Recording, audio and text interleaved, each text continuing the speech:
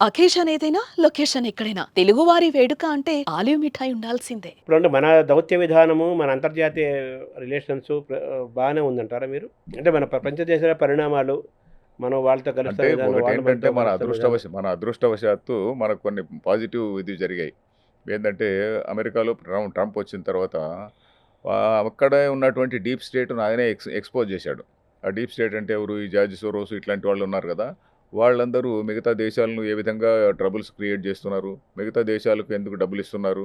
ఈ డబ్బులందరూ ఎందుకు ఇచ్చారు? ఆ దేశంలో ఇప్పుడు ఇండియాలో ఎలక్షన్‌ల కోసం అని చెప్పని కొన్ని ఎన్నో బిలియన్స్ ఆఫ్ డబ్బులిచ్చారంట.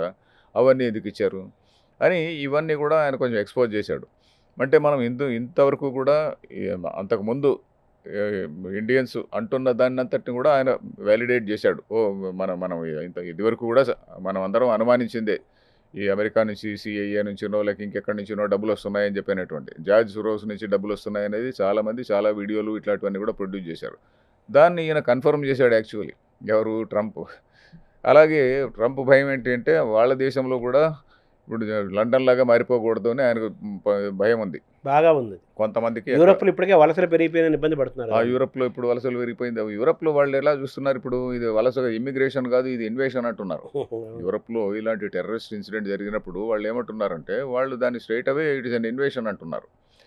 అమెరికా గూడా WTO ఉంది. అదే. 26/11 అది ఉంది. ఏమో ఉన్నాయి గదా! బిన్ అదే లాడెన్ మన ఇష్యూ. అదృష్టవశాత్తు యూరప్, తర్వాత అమెరికా, ఇంగ్లాండు వీళ్ళందరూ గూడా ఇదే పరిస్థితిలో ఉన్నారు గాబట్టి, మనం కొంచెం గట్టిగా చర్య తీసుకున్నా గూడా వాళ్ళేం పెద్దగా రియాక్ట్ కారు.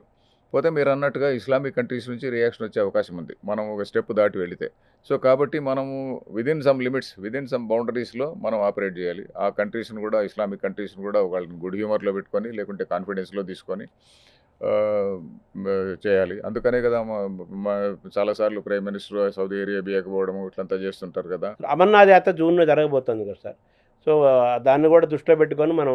అమర్నాథ్ యాత్ర వరకు గవర్నమెంట్ చాలా సక్సెస్‌ఫుల్‌గానే చేసింది. ఇంతవరకు హ్మ్. కూడా చూడండి అమర్నాథ్ అవును. ఎప్పుడు కొన్ని చోట్ల కంటిన్యూయస్‌గా ఎక్కడైతే ఆహ్, బాగా ఆర్మీ సపోర్ట్ గాని, పోలీస్ సపోర్ట్ వాచ్ గాని ఉందో అవన్నీ బానే నడుస్తున్నాయి. కానీ ఈ ఒకటి ఇన్సిడెంట్ నేపథ్యంలో. ఇప్పుడు ఈ ఇన్సిడెంట్ నేపథ్యంలో ఇంకా అలర్ట్‌గానే ఉంటారు. ఇంకా అలర్ట్‌గానే ఉంటారు.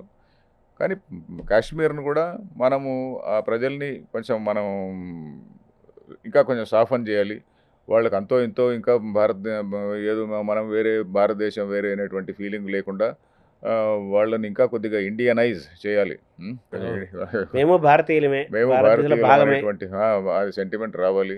మనవాళ్ళు కూడా వెంటనే భయపడి టూరిజం ప్లేస్‌లు పోవడం క్యాన్సెల్ చేసుకునేది అవన్నీ కూడా అంత అనవసరమని ఏమో ఉంటాయి. ఎందుకంటే సేఫ్టీ ఉన్నటువంటి ప్లేసుల కన్నా పోతుండాలి గదా! అవును. సేఫ్టీ ఉన్నటువంటి ప్లేసుల కన్నా పోతుండాలి. మనం వాడితో ఏదో మాట్లాడుతుండాలి. హ్మ్. సో, అది మనం మిలిటరీ పరంగాను, అన్ని ఆర్థికంగాను, మిలిటరీ పరంగాను, అణ్వాయుధాల ప్రకారం అన్ని రకాలుగా మనం పాకిస్తాన్ కంటే ఎంతో శక్తివంతంగా ఉన్నట్టే గదా! ఎంత యాక్చువల్‌గా. ఉన్నా గూడా పాకిస్తాన్‌తో యుద్ధం వచ్చిందనుకోండి ఉదాహరణకి. పాకిస్తాన్‌తో యుద్ధం వస్తే ఈ ఇందాక ఎవరో ఒక అనలిస్ట్ ఒకాయన చెప్పాడు. Pakistan wants a limited war అంట. ఎందుకంటే పాకిస్తాన్ ప్రజలు ఆర్మీకి చాలా వ్యతిరేకంగా ఉన్నారిప్పుడు. ఆర్మీ ప్రజలు. ఆర్మీ ప్రజలు ప్రజలు. పాకిస్తాన్ ప్రజలు ఎందుకు వ్యతిరేకంగా ఉన్నారంటే ఆర్మీ భయంకరమైనటువంటి కరప్షను. ఆర్మీ వాళ్ళు they dominate in every sphere. పాకిస్తాన్‌లో వాటర్ సప్లై కూడా it is under the control of ఆర్మీనంట. మొన్నటి వరకు తెలీదు. పాకిస్తాన్‌లో వాటర్ సప్లై కూడా. అవును. So, all water sources are controlled by them. Every other resource is controlled by them. అందుకని ఆర్మీ ప్రజలకి వాళ్ళంటే చాలా సామాన్య ప్రజలంతా సామాన్య వ్యతిరేకంగా ఉన్నారు. ప్రజలందరూ వ్యతిరేకంగా ఉన్నారు. సో, అలాగే ప్రభుత్వం పట్ల కూడా వ్యతిరేకంగా ఉన్నారు. సో, ఇప్పుడు యుద్ధం వచ్చిందనుకోండి, ఇప్పుడు జనరల్ మునీర్ గాడు వాడు ఒక హీరో అవుతాడు. వాడు ఇప్పుడు ప్రజలు కూడా ఆర్మీ వెంట ఉంటారు. సో, ఒక లిమిటెడ్ వార్ వస్తే Kashmir I mean Pakistan will welcome it. పోతే లిమిటెడ్ వార్ చేయడం అనేటువంటిది మనకు నష్టమే, వాళ్ళకు నష్టమే. సో, మనం పవర్‌ఫుల్‌గానే ఉన్నామంటారా కంపారిటివ్‌గా? పవర్‌ఫుల్‌గా ఉన్నాం. దాంట్లో డౌటేం లేదు. డౌటేం లేదు. పోతే వాడిని ఇంకా ఆర్థికంగా కుంగదీయాలి. ఇప్పుడు ఎట్లాగైతే పాకిస్తాన్ వాడికి భారతదేశాన్ని విడగొట్టాలి అనేటువంటి ఎజెండా ఉంటుందో, పాకిస్తాన్‌ని విడగొట్టాలి అనేటువంటి లాంగ్ టర్మ్ అజెండా మనకు తప్పకుండా ఉండి తీరాలండి. పాకిస్తాన్‌ని విడగొట్టుకుంటే మన దేశానికి పీస్ ఉండదు. అంటే వాడు ఆర్థికంగా కుంగదీయాలంటే ఏం చేయాలంటారు? ఇప్పుడు ఏ చిన్న చిన్నగా చేస్తున్నారు కదండి. మనకు ఏదో ఇప్పుడు బంగ్లాదేశ్‌ని ఆర్థికంగా దెబ్బ కొట్టామని అంటున్నారు. అది ఎంతవరకు ట్రూతో నాకు తెలీదు గానీ, మన వాళ్ళేమో చెప్తున్నారు చాలామంది. సో, అదే విధంగా పాకిస్తాన్‌ని కూడా ఇప్పుడు పాకిస్తాన్ చాలా ఆర్థికంగానే వీక్‌గానే ఉంది గదా! సో, పాకిస్తాన్ ఏ విధంగా ఆర్థికంగా కృంగదీయొచ్చు అనేటువంటిది కొంతమంది కొన్ని సజెషన్స్ కూడా ఇచ్చారు. సో, అంతే గాకుండా ఇప్పుడు బెలూచిస్తాన్‌లో వాళ్ళు సెపరేట్‌గా కావాలని అనుకుంటున్నారు.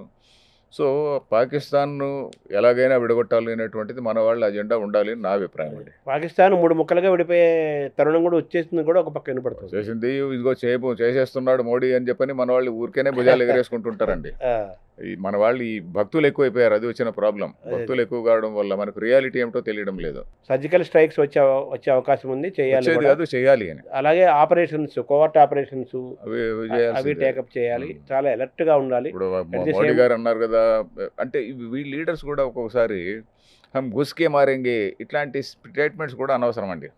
ఇట్లాంటి స్టేట్మెంట్ ఇప్పుడు ఈయన ఒకసారి కాదండి, అక్కడెక్కడో అక్కడెక్కడో కెనడాలో ఎవడో చనిపోతే హమ్ గుస్కే మారేంగే అది ఇది అని ఆ టైంలో పెద్దవాళ్ళు హై లెవెల్లో ఉన్నటువంటి వాళ్ళు మాట్లాడితే మనం చేసినామని మనం ఒప్పుకున్నట్టే కదండి. అది చాలా తప్పు కదా. సో ఆ సంయమనం పాటించాలి. అది మనం చేసినా కూడా తెలియనట్టు ఉండాలి కదా. అవును. సో వీళ్ళకి ఆ మాత్రం వీళ్ళు హై ప్లేసుల్లో ఉండి వీళ్ళు అలా ఉంటే ఎలాగండి. అంటే ఆ నీతి, రాజనీతి అంటారు ఇప్పుడు కదా. డినయబిలిటీ అనేది ప్రతి ఒక్క పాకిస్తాన్ వాడు ఈ రోజు పంపుతున్నా కానీ మాకు సంబంధం లేదంటాడు. రోజు వాడు పంపుతూనే ఉన్నాడు. ఇప్పుడు అంటున్నాడు కదా, నేను జరిగింది కూడా అంతా మీరు క్రియేషన్ అంటున్నాడు వాడు. మీరే అదే మాటను మన రాబర్ట్ వడ్రానా ఆయన కూడా అంటున్నాడు. అవును. సో ఓవరాల్గా మనం అలర్ట్గా ఉంటాము. తర్వాత మీరు చెప్పినట్టుగా పాకిస్తాన్ని ఆర్థికంగా దెబ్బతీసి ఇంకా కుదేలు చేస్తే కానీ అది పూర్తిగా మన కంట్రోల్లోకి రాదు. దానికి ఏమేమి స్టెప్పులు తీసుకోవాలి అవన్నీ తీసుకోవాలి. యుద్ధం అనేది అది ఏమాత్రం రాకపోవచ్చు అని నా అభిప్రాయం అండి. ఎందుకంటే యుద్ధం అనేటువంటిది ఇద్దరికీ లాభదాయకం కాదు. ఇక్కడ ఇండియాలో ఒక పర్టికులర్ లెవెల్కు, ఒక క్రిటికల్ లెవెల్కు పాపులేషన్ పెరిగి హిందూ ముస్లిం కొట్లాటలు మొదలైన తర్వాత అప్పుడు మనం ఇంటర్వ్యూన్ అయ్యి హిందూ దేశాన్ని మనం లిబరేట్ చేయాలి, ఇండియాను లిబరేట్ చేయాలి అనేటువంటిది ఆ డ్రీమ్. అలాంటి డ్రీమ్ రాకుండా ఉండాలంటే మనం పాకిస్తాన్ను చాలా దెబ్బతీయాలి. ఇక్కడ ఉన్నటువంటి ఇక్కడ ఇస్లామిక్ ఇంటలెక్చువల్స్ ఎవరైతే ఉన్నారో వాళ్ళు ఆ ఇస్లామిక్ సొసైటీని కంట్రోల్ చేసేట్టు చూడాలి. ఎందుకంటే ఇప్పుడు ఫర్ ఎగ్జాంపుల్ ఇస్లాంలో మౌల్వీల ప్రభావం ఎక్కువ ఉంటుందండి. పొలిటీషియన్స్ ప్రభావం కంటే మౌల్వీల ప్రభావం ఎక్కువ ఉంటుంది. ఇంటలెక్చువల్స్ వాళ్ళ ప్రభావం ఏమీ లేదు. సో మౌల్వీల ప్రభావం కాకుండా ఇంటలెక్చువల్స్ ప్రభావం వచ్చేట్టుగా ఎలాంటి స్టెప్స్ తీసుకోవాలనో ప్రభుత్వం ఆలోచించాలి. ప్రభుత్వంలో వ్యూహకర్తలు ఆలోచించాలి. సుమన్ టీవీలో మీ పర్సనల్ అండ్ బిజినెస్ ప్రమోషన్స్ కోసం కింది నెంబర్కి కాంటాక్ట్ చేయండి.